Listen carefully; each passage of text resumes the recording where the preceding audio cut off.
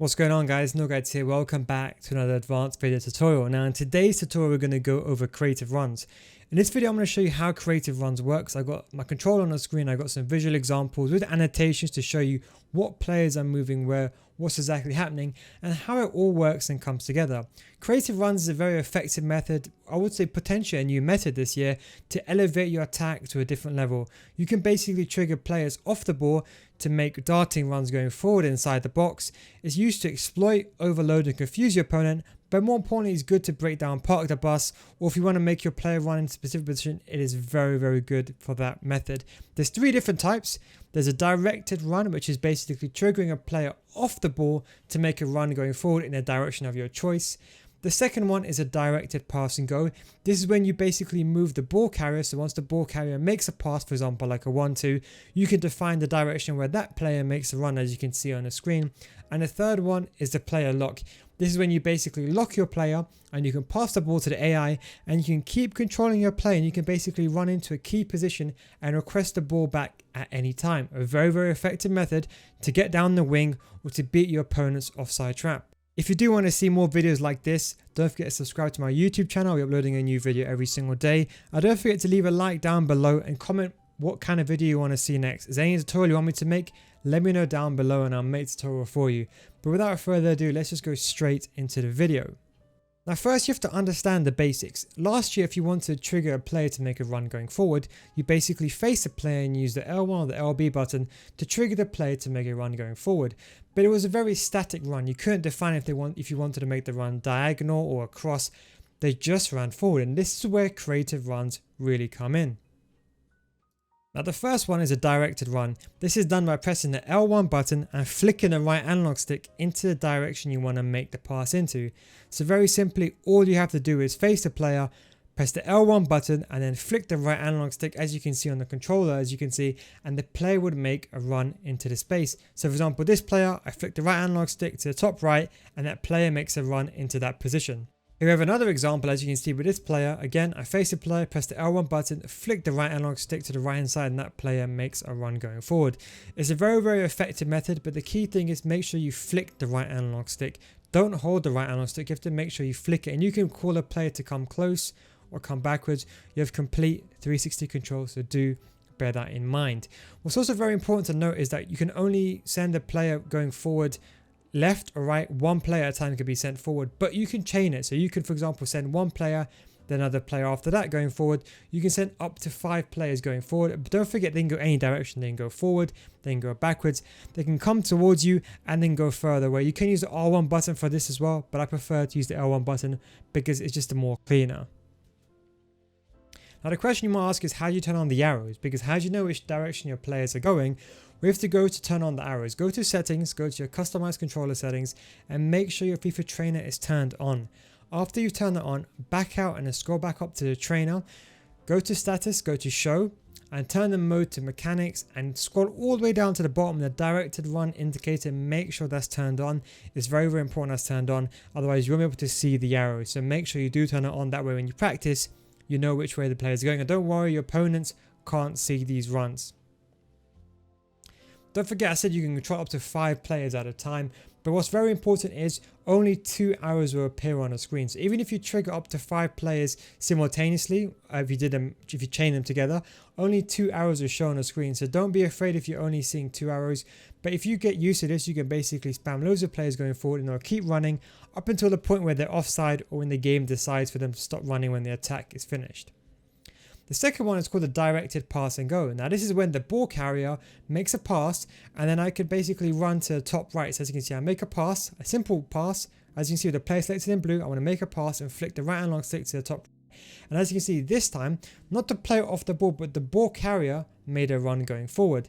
So it's basically the same thing, but this time it's the ball carrier. And again, you can chain this together. So as long as you make a pass, and as soon as you made the pass, straight after you flick the right analog stick into a direction, you could define the run. So again, here I make a pass, I flick the right analog stick to the right hand side, and that player makes a run. It doesn't have to be a pass, it can be a 1-2, it can be a lofted pass, a through ball, a lob pass, any form of passing type movement, and you flick the right analog stick, then that player would make a run. So that's how you can use it in that method.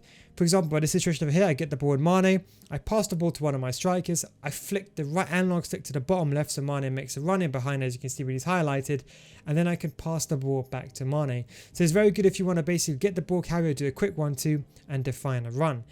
Now that is all fine and dandy, but the truth is, how does it all work together? Well, you can mix them both up. You can do directed runs and you can mix, for example, the pass and go together. So you kind of get this thing where you basically keep your opponents on their toes. They have to always keep yourself guessing. But then it goes to the main one. So how do you do the player lock? Now the player lock is much more complicated. You have to press the L3 and R3 button to activate it. Then you make a pass to the AI player and you still control the player with a red marker above his head. And when you want the ball back, you press X. Or A, that's it, it's that simple. But it's a bit more complicated. To activate it, you press the L3 and R3 button together. You see this animation. Once the animation is kicked in, that means you're controlling the player lock method.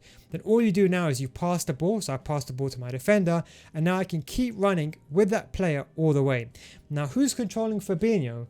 Well, it's not yourself. The AI is controlling Fabinho, so they just keep running forward, and Fabinho would make the pass back to me as soon as I press the A button, so we can see it over here. I lock it on, I pass the ball to Fabinho, and then once the ball is passed to Fabinho, as you can see, I make a run going forward. Fabinho keeps running, and as soon as I press the X button on my controller, then the ball gets passed back to me. So this is good to make runs down the wing or exploiting 1v1 situations inside the box. I just wanted to quickly take this time to say I do stream on twitch.tv/NilGuides at 1 PM UK time. Link is down below in the description. And I just want to say as well, if you do support the channel, you can of course use your Twitch Prime sub. Also, if you do want to support me on Patreon, I do have a FIFA School series. I have a FIFA School in-depth series where the videos go beyond the scope of typical YouTube videos. It's an advanced video series. It did very well last year and there's a full money back guarantee. So if you join the FIFA School series and you don't improve after 1 month, I'll give you your money back. And this is more advanced videos for those that are really looking to get better and improve your core FIFA ability. But without further ado, let's go into the final section of the video. Now coming into the last section of the video, I want to show an example. I want Salah to get the ball into this region. I want to do a quick 1-2 my right winger. So all I do is activate the pass lock by pressing L3 and R3. I then pass the ball to my right wing, make a run into that area. Then I press the cross button and I request a cross. And there is a very simple goal. This is an example of where you can use it. But what if things go wrong? What if you're in a game and your opponent presses you? Well, you can always cancel the player lock by basically pressing L3 and R3 again. As you can see, the player with the ball, as soon as you press it, you'll go back to the ball carrier who has the ball. So if things got belly up, you can always switch back and cancel it if things go astray. Now, one thing I wanted to mention is when you do cancel it, do bear in mind when you cancel it, that only goes back to the ball carrier. So if you lose the ball and you're in trouble, that's it, you could be screwed. So be very, very careful. So if you lose the ball, you could be very much in trouble. So do bear that in mind. But what I didn't tell you is you could also choose any player on a pitch. So you don't just have to choose the ball carrier. For example, like I don't have to use Virgil van Dijk. I can flick the right analog stick, just like you switch players when you're defending, and I can choose any player I want. On the pitch, I can choose any player I want, select them, and then request the ball.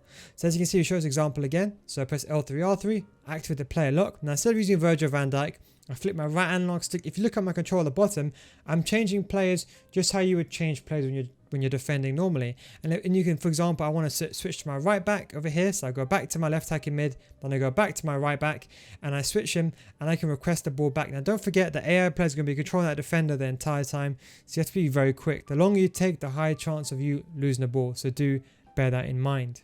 I just wanted to finish up by showing you this example. So here I got Mane on the wing.